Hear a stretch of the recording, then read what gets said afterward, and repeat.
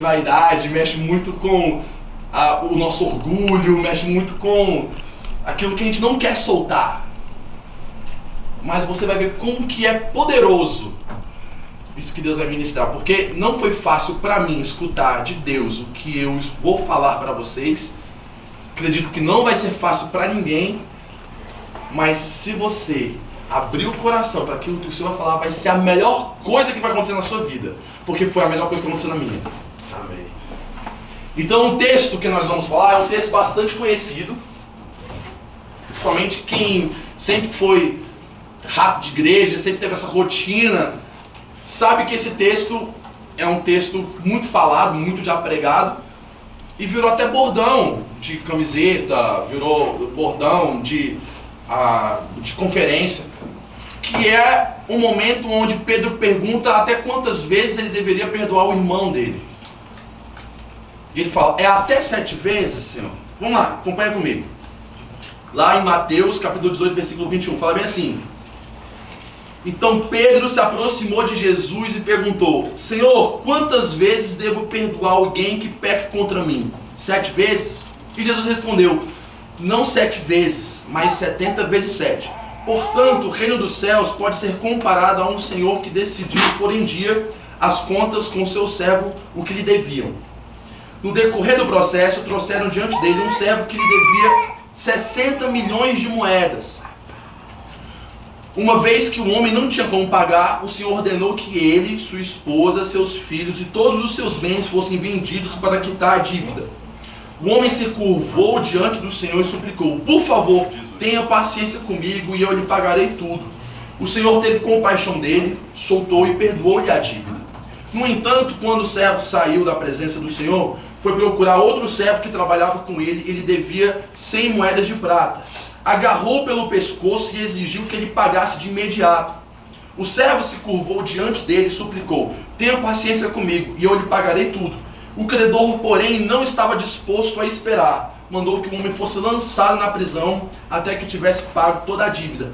Quando os outros servos, companheiros dele, viram isso, ficaram muito tristes. Foram ao Senhor e lhe contaram tudo que havia acontecido. Então o Senhor chamou o homem cuja dívida ele havia perdoado e disse, servo mau, eu perdoei sua imensa dívida porque você me implorou. Acaso não devia ter misericórdia do seu companheiro como tive misericórdia de você? E irado o Senhor mandou o homem à prisão para ser torturado até que ele pagasse toda a dívida. Aí Jesus termina a parábola falando assim, assim também o meu Pai Celestial fará com vocês, caso se recusem a perdoar de coração seus irmãos. Gente, deixa eu falar uma coisa muito especial. O texto que a gente acabou de ler, para que a gente possa entender ele com mais coerência, vamos tentar entrar naquela cultura, tá? Quando Pedro pergunta bem assim, até quantas vezes eu devo perdoar meu irmão? Até 7 vezes? Não foi à toa. Por que Pedro não falou 3 vezes? Por que Pedro não falou 5 vezes? Por que Pedro não falou 10 vezes, 80 vezes? Por que Pedro falou exatamente o número 7? É porque para o judeu, os números tinham uma importância muito grande. Para os judeus, os números carregavam uma simbologia e um significado muito grande. Tanto que, quando a gente vai ver lá em Apocalipse, e João vai falar do número da besta, por que o número da besta é 6, 3 vezes? É porque tem uma representação, tem um significado por trás, não é simplesmente de forma literal. João não estava escrevendo pensando que vão colocar um chip em você com o número 666. João, ele está vivendo um contexto daquela época de perseguição do império, do imperador Nero, onde ele pega aquele número para tentar explicar algo que estava acontecendo naquela época dele. E é claro, com certeza tem um caráter profético sim, mas muito tem também um significado para aquela época. Porque o número 6, quando Deus foi criar o mundo, Deus criou o mundo em quantos dias? 6 dias, e 7 ele descansou. No 7º ele descansou. E no 6º dia, ele cria o homem. Tanto que, para o judeu, o número 7, o fato de Deus ter descansado no 7º dia, o número 7 se tornou um número perfeito. Se tornou um número divino. Se tornou o número onde expressava a perfeição da melhor forma possível. E o número 6 se tornou um número do homem. Mas no homem no seu sentido mais pejorativo, na forma da sua falha, né? no seu erro, no seu pecado. O número 6, já que o número 7 era o número perfeito, o número 6 era o número do defeito. E toda vez que acontecia 3 vezes algo, lá para aquela época, toda vez que se repetia 3 vezes era para confirmar algo em potência. Por exemplo, se eu estou aqui, eu quero falar que meu irmão é lindo, Pedro aqui. Eu não vou simplesmente chamar ele de lindo, porque para mim ele não é simplesmente lindo, ele é parecido comigo, então ele é lindo, lindo, lindo. Você viu que no Antigo Testamento o pessoal fala bem assim, santo, santo, santo. Não é só à toa que eles repetem 3 vezes, é porque eles querem confirmar que aquilo é a potência máxima, é o significado máximo. Então, se santo, santo, santo é a potência máxima da santidade, não é simplesmente alguém separado, mas é o perfeito, o número 666 é a potência máxima da depravação do homem. É nesse sentido. E quando Pedro pergunta até 7 vezes, ele não está simplesmente estabelecendo uma relação horizontal entre eu e meu irmão. Porque ele sabe que o número 7 representa um número perfeito, um número divino. Então ele fala bem assim, como que eu devo perdoar o meu irmão como Deus me perdoa? Então na lógica dele, até 7 vezes, já que o número 7 era um número divino. Então, Jesus ele não quer simplesmente corrigir a intenção de Pedro na relação com seus irmãos. Ele quer corrigir a intenção de Pedro na relação com Deus. Porque quando você fala de perdão, consequentemente as pessoas vão ligar a condenação e salvação. Porque no senso comum, o que a gente pensa é que condenação são pessoas não perdoadas e salvação são pessoas perdoadas. O inferno está cheio de pessoas erradas não perdoadas. O céu está cheio de pessoas perdoadas e certas. Era o senso comum, era o que as pessoas imaginavam. E foi dessa forma que ele perguntou para Jesus, entendendo desse jeito. E Jesus vai corrigir a intenção dele. E Jesus corrige a intenção dele, mudando a perspectiva dele de pensar a relação de Deus com ele mesmo. Por isso que esse texto vai falar de salvação e condenação. A última parte dessa parábola, quando o Senhor chega até esse servo e fala assim, servo mau, por que você não agiu da mesma forma como eu agi com você, por isso você vai ser lançado aos seus torturadores? É uma clara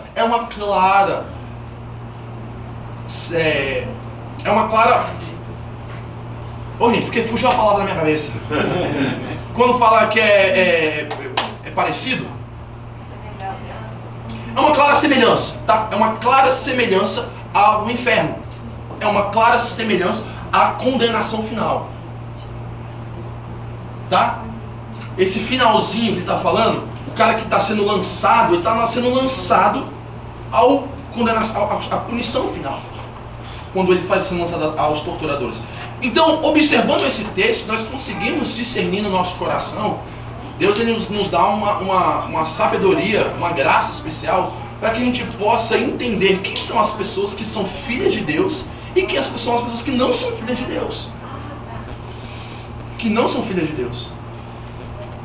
Então por isso que ele vai dar essa parábola. E olha só, que interessante. Até 7 vezes? Não, mas até 70 vezes 7. Ou seja, ele eleva na maior escala o número 7. Até 70 vezes 7. Se você pensa que Deus te perdoa até 7 vezes, é porque você ainda não entendeu a graça dele. É isso que Jesus estava querendo falar para Pedro. Porque normalmente a gente vive a vida, não sei vocês, mas eu tenho às vezes um sentimento no meu coração que quando eu erro, eu falo assim, cara, Deus já deve estar por aqui comigo. Sabe? Assim, Deus não vai me perdoar agora. A gente pensa que Deus ele tem um limite. Deus ele tem um momento onde a gente vai chegar e ele vai falar assim, caraca, já te perdoei demais, agora não dá mais, cara. Às vezes é uma sensação que nós carregamos no coração, de que a paciência de Deus foi se enchendo, e ele estava por aqui para explodir com você. E quando você erra, e da mesma forma como nós pensamos assim de Deus, é da mesma forma como nós agimos com os outros. Tá, pode ser meu amigo, mas meu amigo só pode errar até uma vez, 2 vezes. Não pode errar mais do que isso. Eu já escutei isso demais. Você pode dizer assim, cara, professor, eu sou amigo, até errar comigo. Depois disso, eu falei, que amigo é esse, cara? Que não pode errar uma vez sequer.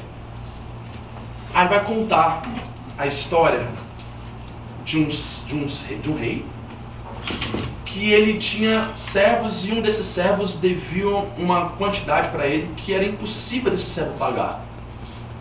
E quando a gente olha para esse texto com os nossos olhares ocidentais, a gente pensa que o Senhor está sendo maldoso em vender aquele servo como escravo, e a esposa como escravo, e os filhos como escravo, e tudo que ele devia para poder pagar a dívida dele. Gente, só que existiu uma lei naquela época, que era o seguinte: se eu estou devendo o Vitor, e ele é o meu patrão, ele é o meu senhor, e eu não consigo pagar com aquilo que eu tenho, é obrigado, a lei obrigava, a eu vender os meus filhos como escravo. Se o valor dos meus filhos como escravo não pagasse a dívida, eu teria que vender minha esposa. Se o valor da minha esposa não pagasse a dívida, eu teria que me vender até pagar a dívida. E o texto fala que mesmo o valor da esposa dele e dos filhos não pagava a dívida, tanto que tinha que vender tudo que ele tinha. Aquele homem sabia que aquele rei tinha as mãos dele na vida. Tinha a vida dele nas mãos dele. Eu falei, não ia falecer, depois eu vi que todo mundo olhou assim pra mim, eu fui voltar no meu raciocínio, eu falei, caraca, a dislexia bateu sinistro agora. Mas aquele homem tinha a vida do servo nas mãos dele. Era juízo. O que ele estava exercendo ali era juízo. Era justo. Era justo. A gente se escandaliza hoje, mas o pessoal ali não se escandalizava com isso. Tá certo, é igual o seu nome ir pro Ceasa. E pro Ceasa. Tá difícil, né? É igual o seu nome ir pro Serasa. E chegar lá e falar bem assim, agora você tá com o nome sujo, você não pode pagar, você não pode comprar apartamento, você não pode comprar carro, você não pode comprar nada.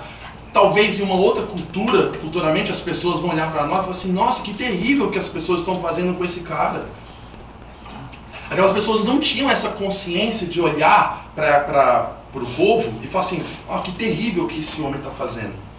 Não, o que ele simplesmente está fazendo é cumprindo uma punição por algo de errado que o cara fez. O cara não pagou, então pronto, ele merece isso. Ele merece, isso é o certo a se fazer. Só que o interessante, se eu fosse dar um tema para essa palavra, o tema seria: nem tudo que é certo é bom e nem tudo que é mal é errado. Aquele rei, naquele momento, podendo fazer o certo, ele deixa de fazer o certo para fazer aquilo que é bom. Então o que ele faz? Perdoa a dívida. Ele perdoou aquela dívida. Só que o seu servo tinha um outro conservo, tinha um outro companheiro também que ele devia, muito menos do que ele devia o rei. E ele chega na rua, encontra esse conservo e fala para ele pagar. Esse cara, tenha paciência comigo, da mesma maneira que ele fez com o rei, mas ele não teve essa paciência. Só que, gente, deixa eu explicar uma coisa para vocês e que fique claro na mente de vocês. Ele mandou esse homem para a prisão, ele não fez nada de errado. Ele não fez nada de errado. Olha só, presta atenção. Se esse homem é uma representação de alguém que vai ser condenado no final de tudo, presta atenção que ele não fez nada de errado. O que ele fez estava na lei. Você estava me devendo, então você vai ser preso. Ponto final. Isso é justo. Aquele homem estava certo no que ele estava fazendo. Aí o rei manda chamar ele de novo. Fala bem assim, agora você vai ser lançado aos seus torturadores. Mas não porque você não fez alguma coisa de errado. Mas é porque você fez o certo com a motivação errada. Não existe nada mais desgraçado para um homem do que fazer o certo com a motivação errada. Gente, 2 homens subiram a um templo. 2 homens subiram ao templo para orar. Um estava com a vida toda errada e o outro estava com a vida toda certa. O que estava com a vida toda certa orava bem assim: Senhor, obrigado porque eu não sou como esse homem que está com a vida toda errada. Obrigado porque eu pago as minhas contas, eu dou o dízimo. E o outro homem que estava com a vida toda errada não tinha nem coragem de olhar para o céu, com tanta vergonha que ele tinha. E a única oração que ele fazia é: Senhor, tenha misericórdia de mim. Qual foi a oração que Deus escutou? Eu estou contando uma história que Jesus já contou. Qual foi a oração que Deus escutou? A do homem que estava com a vida toda errada. Um pai tinha 2 filhos. Um fez tudo certo e o outro fez tudo errado. Quem foi que conheceu mais o pai? Agora deixa eu explicar uma coisa para vocês. Às vezes, por isso que eu falo que vocês precisam prestar atenção na minha palavra do início até o final, que facilmente você pode pegar o meio dela e falar bem assim: então agora esse cara é um herege, olha o que ele falou. Eu não estou aqui em nenhum momento validando coisas erradas. Eu não estou em nenhum momento validando coisas erradas. Só que para pensar no primeiro pecado do mundo, tirando a de Lúcifer, para pensar no primeiro pecado de Adão e Eva. Eu te pergunto, o que de errado eles fizeram? Hoje, se eu vejo, por exemplo, o Cisco comendo uma fruta, eu não vou chegar para ele e falar assim: nossa, que bicho pecador, meu Deus do céu, olha como que ele está comendo a fruta. Muito pelo contrário, eu falo assim: cara, quem come fruta está buscando ser saudável, é uma coisa certa a se fazer. É uma coisa certa a se fazer. O primeiro pecado do mundo, esteticamente falando, não tinha nada de errado. É a intenção que está carregada, porque às vezes nós pensamos que os nossos inimigos espirituais vão chegar até nós com tentações do tipo: cara, eu vou te dar vários lugares para você ir, para você conhecer várias drogas, várias mulheres e homens e tal, não sei o que. A gente pensa que é dessa forma que o pecado vai ser apresentado para nós. A gente pensa que é dessa forma que a iniquidade vai ser instalada no nosso coração. E acaba que vivemos uma vida construindo uma máscara. Porque lá na frente, presta atenção, lá no início de tudo que Deus fazia, qual era a expressão que ele usava para falar sobre aquilo que ele tinha acabado de fazer? E viu Deus que era bom. Tudo que Deus faz é bom, tá? Qual é a única árvore que Deus não permitiu que o homem comesse dela? A árvore do conhecimento do... Mesma coisa falar do bom e do mal, tá? O bem é a mesma coisa que o bom. É a árvore do conhecimento do bem e do mal. O homem, ao comer aquele fruto, a intenção que ele carregava no coração dele era o seguinte: eu não preciso de Deus para me fazer discernir o que é bom e o que é mal, o que é bem e o que é mal. Eu consigo conduzir a minha própria vida. O homem não fez nada de errado. O homem fez o certo dele. Fez o certo dele. Eu consigo conduzir a minha vida. Foi essa a tentação que a serpente fez para a mulher naquele momento. Você não precisa de Deus. Você consegue ser o Deus. Você consegue produzir o seu destino. Você consegue se guiar. Você consegue ter a sua vida nas suas próprias mãos. Só que quando o homem come do fruto, ele pensou que ia ter o conhecimento do bem e do mal, e não teve. A única coisa que ele teve conhecimento foi do certo e do errado. E o certo e errado é facilmente manipulado pelos nossos desejos e as nossas carências. Tanto que pode prestar atenção, quando o pastor está aqui na frente falando sobre um pecado que você luta contra, o seu olhar sobre esse pecado vai ser um olhar de misericórdia. Porque você se coloca nesse lugar. Da mesma forma como aquele homem, o certo para se fazer é perdoar a dívida dele. Mas o outro pecado do outro irmão, não, o pecado precisa de punição. O pecado precisa de condenação. Olha como é que que facilmente? Porque o pecado que eu luto contra, gente, tem que ter misericórdia. Mas o pecado que eu não luto contra, não, tem punição. Tem que ter condenação final para esse cara. Nós agimos dessa forma. E para prestar atenção nisso daqui. Jesus veio à Terra. Ele poderia ter passado por vários lugares errados e sujos. Poderia ter ido ao prostíbulo, pegar aquele chicote dele, sair estralando o chicote lá porque é lugar de prostituição, de gente errada. Poderia ter ido lá pro Império Romano, lugar de política suja. Mas ele vai até o templo onde pessoas tinham suas condutas corretíssimas. E é lá onde ele estrala o chicote. Engraçado porque normalmente nós ligamos aos fariseus a simplesmente pessoas religiosas, mas não é simplesmente pessoas religiosas, como se eu não fosse religioso, não teria a capacidade de ser um fariseu. Não, mas eram pessoas que pensavam que o certo deles faziam eles melhores do que qualquer um. Gente, os fariseus foi a única raça que Jesus chamou de filhos do diabo. Vocês são filhos do diabo. Eram pessoas que tinham uma conduta invejável, uma reputação invejável, de tão correto que eles eram. Tão correto. Mas por quê? Porque não existia verdade nas coisas certas que eles faziam. Tanto que Jesus fala bem assim, gente, escrever borracha com X é o quê? Errado, né? É mal. Não, mas e orar? Orar é certo a se fazer, mas sempre é bom. Jesus fala, existem orações que não são boas, apesar de ser uma atitude certa. Jejuar, dar esmola. Existia uma lei naquela época que uma pessoa que era pega em adultério, fazendo uma coisa errada, ela precisava ser punida em público, com apedrejamento. Pessoa que era pega fazendo alguma coisa errada, né, no adultério. E mais uma vez, a gente se escandaliza hoje, mas naquela época não é de se escandalizar porque simplesmente a lei está sendo cumprida. Alguém fez um crime, cometeu um crime e está pagando pelo crime que cometeu. Pegam uma mulher em adultério, levam ela até Jesus. E Jesus não seria nada de errado se ele pegasse aquela pedra e tacasse nela. Ele não seria, muito pelo contrário, ele estaria fazendo aquilo que é certo a se fazer. Certo a se fazer. Mas ele deixa de fazer o certo para fazer aquilo que é bom. Ele transfere essa pergunta para as pessoas. Vocês estão falando de certo? Então ele começa a botar em várias áreas da sua vida. Tá bom, se uma coisa errada já é o suficiente para te levar para o inferno, então me fala quem é que está certo, pode lançar a primeira pedra. Todo mundo viu que no final das contas, ninguém está certo.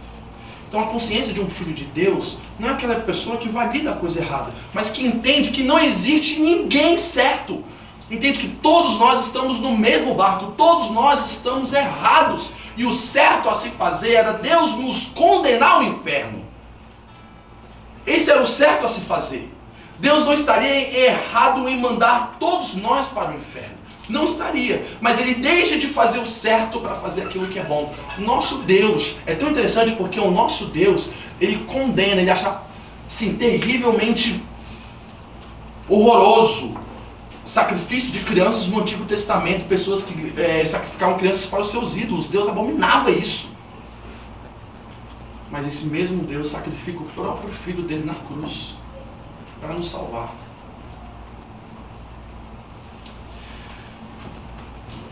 Gente, o mundo está essa desgraça que está hoje. Não é porque existem pessoas erradas, mas é porque existem pessoas que se acham certas demais. Os casamentos estão se acabando hoje, pessoas estão morrendo hoje, não é porque existem pessoas erradas. Numa discussão nunca vai ter alguém errado.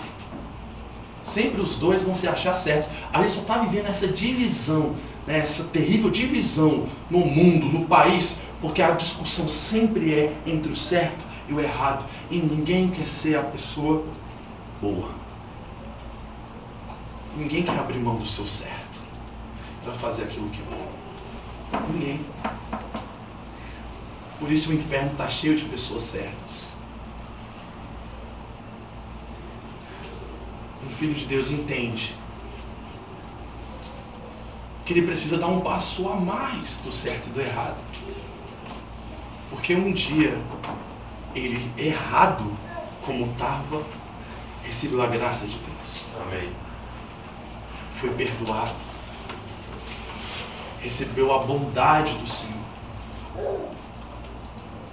Para pensar se às vezes o que está estragando o seu lar, sua família, o que está deixando a sua vida cada vez mais terrivelmente difícil de existir, não é porque você está fazendo nada de errado, mas é porque não existe verdade nas coisas certas que você faz. Porque às vezes o certo que nós fazemos é simplesmente para nos dar legalidade e autoridade para falar que o outro é errado. E Deus fala que a única coisa que consegue nos libertar disso, desse estilo de vida, é o perdão. Eu quero encerrar aqui contando uma história de um aluno meu. Até uma história que eu contei ontem, numa igreja que eu preguei. Eu tenho um aluno que, pensa num aluno assim, gente boa, sabe? Ele é super popular lá na escola. E ele não é só popular, como também é bonito. É um cara assim, caramba, que cara bonito, sabe? Que esse cara já tem tudo pra dar bem na vida. Super gente boa, é um menino que tira notas boas e ainda é bonito. É um cara, sabe, eu olho pra ele e falo assim, meu Deus do céu, tanto que eu não consigo ficar com raiva dele. Quando ele faz alguma coisa lá de errado lá na sala de aula, ele já na hora já me pede perdão. Eu falo, professor, me perdoe, tá, não sei o que, e paga sapo pros meninos que estão bagunçando, que os meninos dão moral pra ele, tá, não sei o que. Aí eu falei, esse cara é gente boa demais, velho. Esse cara pro céu já tá na fila, assim, de primeiro da fila. E um dia eu chamei ele pra conversar. Só mesmo, normalmente eu chamo sempre os caras super errados na escola pra conversar. Só que eu tô sentindo no coração de chamar ele pra conversar. E no que eu chamei pra ele conversar, ele desabou na minha frente. Desabou na minha frente. E eu não sabia como que era tão ruim assim o contexto da família dele, sabe? Ele falou bem assim, professor, você não sabe quantas vezes eu já presenciei traição do meu pai, né? Quantas vezes eu já presenciei o jeito agressivo dele, não só com a minha mãe, mas... E eu descobri que ele era adotado, eu não sabia.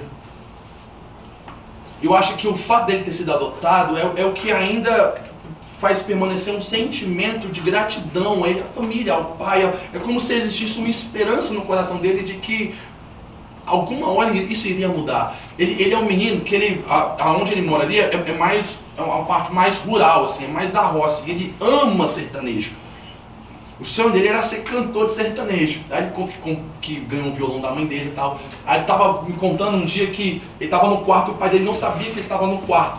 E ele escutou o pai dele falando no telefone. E o pai dele falou bem assim, não fulano, tem um violão aqui que você pode pegar. Se quiser eu até te dou e tal, não sei o que. A minha esposa entregou aqui quase que falou o nome dele, pro nosso filho aqui e tudo. Mas, cara, ele é uma merda tocando. Pode pegar que isso aqui vai... Ele falou bem assim pra mim, aí, naquele dia morreu toda a minha vontade de tocar violão. Toda a minha vontade de querer investir nessa área. Ou seja, era alguém que muitas vezes fizeram errado, pessoas fizeram errado com ele. Eu falei, cara, como que eu vou ajudar esse menino? E na hora deu um estralo do Espírito Santo no meu coração. Eu falei, mano, levanta. Botei ele pra ficar na minha frente. Falei bem assim, agora eu quero que você imagine que eu sou o seu pai. Tá? Eu quero que você imagine que eu sou o seu pai. E você vai repetir comigo bem assim. Pai, aí, pai, eu te perdoo. Aí trancou assim os lábios. Eu falo, mano, repete comigo, pai. Aí, pai, chorando, eu te perdoo. Aí, não que falou, eu te perdoo, ele caiu de joelhos e me abraçou. No que eu abracei ele, eu comecei a citar versículos bíblicos daquilo que um pai falaria para um filho. Aquilo que Deus fala para mim e para você.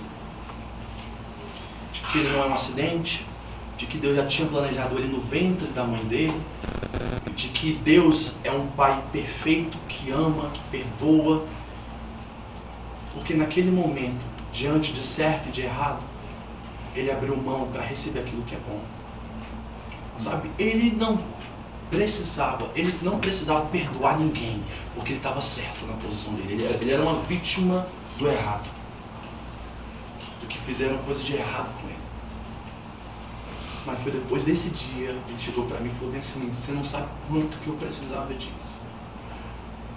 Me abraçava forte, sabe, chorando. Confessou coisas no meu ouvido que ele já passou, que já fizeram com ele, terríveis. Ele falou como eu precisava escutar a voz de Deus. Então, eu queria que a gente ficasse em pé nesse momento.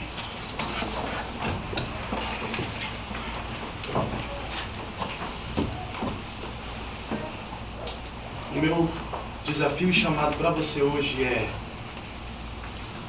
não seja a pessoa certa, sem verdade, sem bondade. Tem uma frase do Martin Luther King muito legal, que até um primo meu postou esses dias nos stories, que ele falou assim: as pessoas preferem seguir um líder verdadeiro do que aquele que acha que sempre está certo.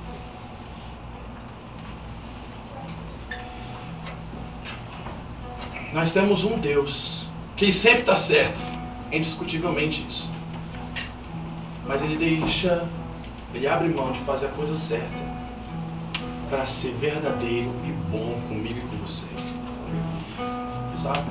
Agora, não sejamos igual aquele servo que vai pegar o perdão de Deus, amassar e jogar e falar bem assim: beleza, agora eu vou assim. Eu não preciso me rebaixar a esse nível. Eu não preciso pedir perdão, eu não preciso perdoar. Talvez hoje Deus está mostrando no seu coração pessoas em que você precisa liberar o perdão, para que finalmente você possa desfrutar do que é ser alguém do céu e filho de Deus. Aquele rapaz, mesmo com a dívida dele perdoada, ele foi à prisão, ele foi aos torturadores. Deus não nega perdão para ninguém. Quem nega perdão somos nós. Quando nós negamos perdão, nós estamos falando para Deus: eu não preciso do seu perdão. Eu consigo ser Deus na minha vida. E nós vamos passar por situações onde a vida vai denunciar ao nosso coração que nós não temos competência de sermos deuses das nossas próprias vidas. Por isso tanta ansiedade. Por isso tanta insegurança, tanta crise de identidade. Porque nós não temos competência para ser Deus. Agora, vamos descansar no colo de Deus. Eu sei que é um passo de renúncia, de renunciar ao nosso orgulho, renunciar à nossa vaidade, renunciar ao nosso certo. Mas, gente, a salvação vai vir no mundo através das pessoas boas que renunciaram ao seu certo para fazer aquilo que é bom. Para fazer aquilo que é bom. E a natureza, o mundo, anseia pela manifestação dos filhos de Deus. Está na testa deles. Fala de Jesus para mim. Me mostra quem é Jesus.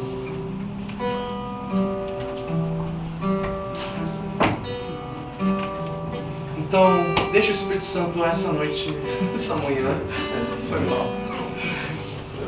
Igual a oração do Senhor. Deixa o Espírito Santo essa manhã conduzir sua oração, tá? Eu quero que você feche os seus olhos nesse momento. Deixe o Espírito Santo te conduzir. Depois eu vou orar com você.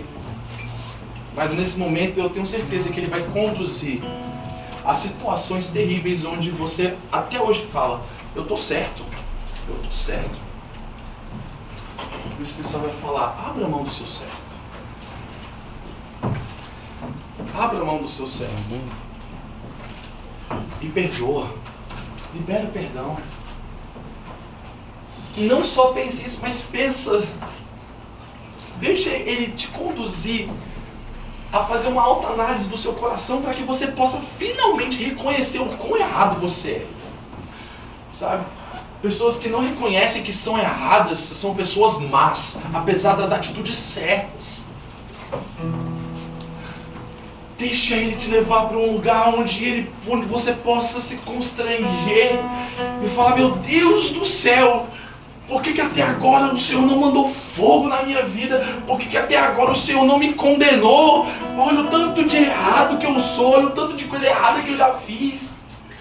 E você vai ser presenteado com a graça, com perdão, onde Ele vai falar: essa dívida, eu não estou falando para você parcelar ela e pagar aos poucos. Essa dívida eu te perdoei. Não está mais na sua conta. Não faz parte de você. Você já não é alguém que não tem pai, que não tem uma direção, que não tem sentido. Você tem um Deus, você tem um pai que te ama, que te guarda. Porque lá no fundo do seu coração você vai perceber que você nunca teve um Deus. Você sempre teve um pai. Sempre teve um pai que foi muito gracioso, e que se hoje Ele permitiu que você estivesse aqui escutando essa palavra, é porque Ele quer curar a sua vida através do perdão. Não sejamos como os fariseus, mas sejamos como os discípulos que sabiam que estavam errados, mas de certa forma foram transformados para ser as pessoas boas que levariam a mensagem de Jesus para o mundo, de salvação, de graça, de perdão, de arrependimento dos pecados. Acho que esse é o pior pecado. É a pessoa que faz as coisas para falar que estava certa no final das contas. É fácil reconhecer um pecado errado. Agora é difícil reconhecer um pecado que se veste com atitudes certas. São esses pecados que o Espírito Santo precisa ir lá no nosso coração, nos fazer enxergar que o que vai nos libertar hoje é o perdão. Senhor, graças te damos pelo dia de hoje. Graças te damos porque eu tenho certeza que o Senhor está falando aos nossos corações. O Senhor está restaurando os nossos relacionamentos. Nós queremos sair daqui com a convicção de que fomos perdoados para nos tornar perdoadores. Quantas vezes, Pai, nós deixamos amizades, deixamos pessoas por achar que somos certos. E que nós não iremos nos rebaixar para pedir ou receber perdão.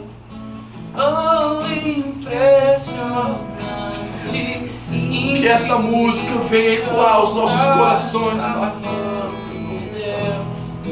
Porque um pecado é o suficiente para nos mandar ao inferno, e o Senhor não fez. Por isso, nesse momento, nós queremos receber a Tua graça e o Teu perdão, Pai, sobre as nossas vidas.